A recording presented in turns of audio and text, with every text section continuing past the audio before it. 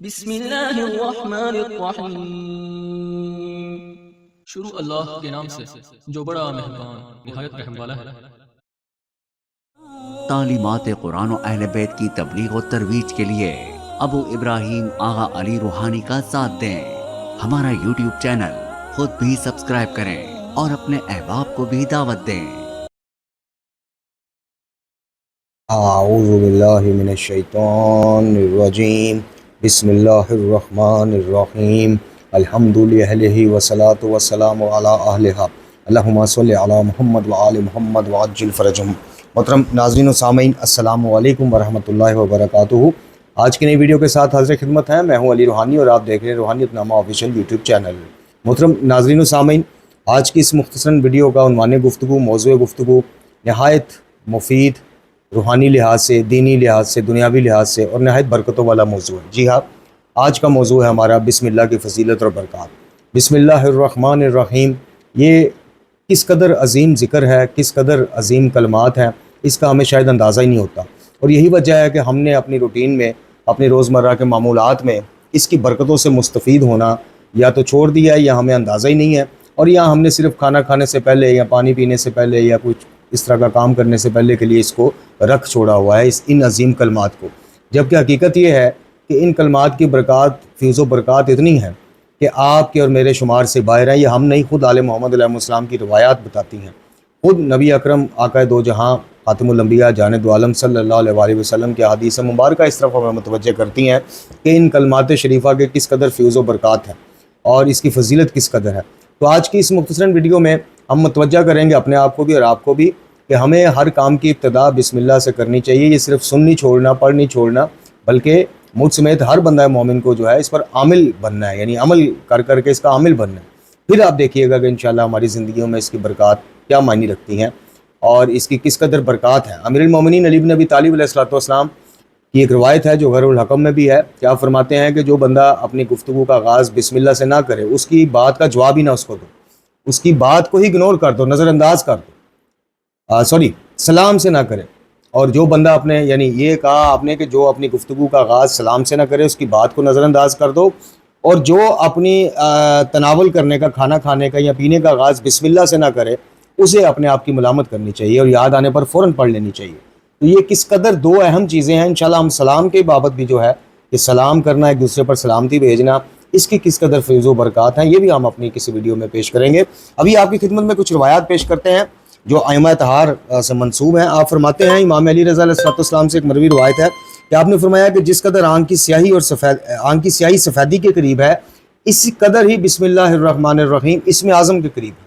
اور اسم اعظم کا آپ کو پتہ ہوگا کہ اسم اعظم جو جس شخص کو مل جائے یا جس شخص کی شناسی اس سے ہو جائے تو جناب پھر وہ کیا کیا، خود ائمہ اہل بیت علیہم السلام اصول کافی کی ایک روایت کے مطابق امام باقر علیہ السلام فرماتے ہیں کہ ہمارے پاس اللہ کا اسم اعظم ہے، وہ پڑھ کے اللہ سے دعا کرتے ہیں، اللہ تعالیٰ مستجاب فرماتا ہے۔ تو امام فرماتے ہیں کہ جس قدر آنکھ کی سیاہی سفیدی کے قریب ہے، اس سے زیادہ بسم اللہ اسم اعظم کے قریب ہے۔ پھر جناب ابن عباس سے ایک روایت ہے کہ حضور نبی آخر الزمان صلی اللہ علیہ وآلہ وسلم فرماتے ہیں کہ جب استاد بچے کو بسم اللہ پڑھنے کو کہتا ہے اور بچہ بسم اللہ الرحمن الرحیم پڑھتا ہے تو خداوند قدوس اس بچے کے والدین اور استاد کے لیے جہنم سے برات نامہ لکھ دیتا ہے۔ یہ وسائل الشیعہ کی روایت ہے کہ جب استاد بچے کو بسم اللہ پڑھنا سکھاتا ہے اور بچہ جو ہے پوری بسم اللہ الرحمن الرحیم پڑھ لیتا ہے تو اس کے والدین اور اس کو سکھانے والا استاد جو ہے وہ جہنم سے آزاد ہے۔ اچھا جی، عبداللہ ابن مسعود رضی اللہ تعالیٰ عنہ سے روایت ہے کہ جو شخص جہنم کے 19 فرشتگان عذاب سے بچنے کا ارادہ رکھتا ہو، یعنی جہنم میں جو عذاب دینے پر 19 فرشتے مامور ہیں ان سے بچنے کا ارادہ رکھتا ہو، تو اس کو چاہیے کہ بسم اللہ الرحمن الرحیم پڑھتا رہا کرے، کیونکہ اس کے 19 حروف ہیں اور خداوند کریم ہر حروف کے ہر حرف کو ہر ایک سے ڈھال، ہر ایک جہنم میں عذاب دینے والے فرشتے سے ڈھال بنا دیتا ہے۔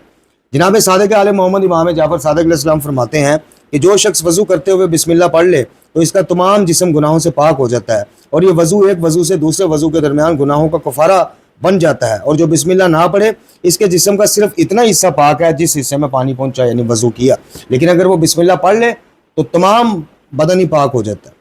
پھر امام جعفر الصادق علیہ السلام فرماتے ہیں کہ خدا انہیں غارت کرے، انہیں کیا ہو گیا ہے کہ انہوں نے عظیم ترین آیت یعنی بسم اللہ الرحمن الرحیم کے بارے میں عمدن یہ کہنا شروع کر دیا ہے کہ اگر اسے ظاہر کر کے پڑھا گیا تو یہ عمل بدعت ہوگا، یعنی یہ بنی امیہ کے دور میں جب بسم اللہ بآواز بلند پڑھنے پہ پابندی لگا دی گئی تھی. خیر یہ اس بابت سرکار کا ارشاد. رسول اللہ صلی اللہ علیہ وسلم کا ارشاد گرامی ہے کہ جو شخص بسم اللہ کی تلاوت کرے خداوند کریم اس کے لیے 5000 محل یاقوت سرخ کے جنت میں بنا دیتا ہے. ہر محل میں 1000 گھر موتیوں کے اور ہر گھر میں 70,000 تخت زبرجد سبز کے اور ہر تخت پر 70,000 فرش سندس اور استبراق کے اور ہر فرش پر ایک ایک حور اور ہر حور کے 70,000 گیسو جو موتی اور یاقوتوں سے آراستہ ہوں گے. ان کے دائیں رخسار پر محمد الرسول اللہ صلی اللہ علیہ وسلم اور بائیں پر علی ولی اللہ، پیشانی پر جناب حسن مجتبیٰ اور تھوڑی پر جناب حسین علیہ السلام کے نام کندہ ہوں گے. راوی نے فرمایا کہ یا رسول اللہ صلی اللہ علیہ وسلم یہ انعام کس کو ملے گا؟ آپ نے فرمایا جو حرمت اور تعظیم کے ساتھ بسم اللہ کو پڑھے گا. پھر آپ فرماتے ہیں کہ جو کام بغیر بسم اللہ کے شروع کیا جائے وہ ہمیشہ ناقص اور ناتمام رہے گا یا پھر اس میں سے برکت اٹھا لی جائے گی. بعض روایات میں ہے کہ بسم اللہ الرحمن الرحیم کا جہر سے یعنی آواز بلند پڑھنا ہی مومن کی علامات میں سے ہے. تمام جہری نمازوں میں اس آیہ کی کریمہ کا جہر سے پڑھنا ضروری ہے اور اخفاتی نمازیں یعنی جو خاموشی سے پڑھی جاتی ہیں جن کی قرت اس میں اس کا جہر سے پڑھنا مستحب ہے. اس کے علاوہ فرمایا کہ بسم اللہ الرحمن الرحیم پڑھنے والا کبھی بھی رزق کی تنگی کا شکار نہ ہوگا.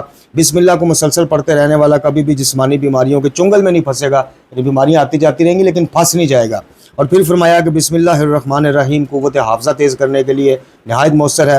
پھر آپ فرماتے ہیں کہ پانی پینے سے پہلے اگر بسم اللہ پڑھ کے اس پہ پھونک دیں تو وہ پانی انشاءاللہ آب شفا بن جائے گا. محترم ناظرین و سامعین، بے شمار فیوز و برکات ہے ان کلمات شریفہ کے. یہ تو ہم نے بھی کچھ روایات آپ کی خدمت میں نقل کی ہیں. برادران کے مصادر میں بھی بسم اللہ کے حوالے سے بہت زیادہ حدیث موجود ہیں. اچھا جی، پھر جناب علی بن ابی طالب علیہ السلام سے امام رضا علیہ السلام کے وسیلہ سے ایک روایت ہے کہ آپ فرماتے ہیں کہ دعا مستجاب کروانا چاہتے ہو تو دعا کا آغاز بسم اللہ سے کرو.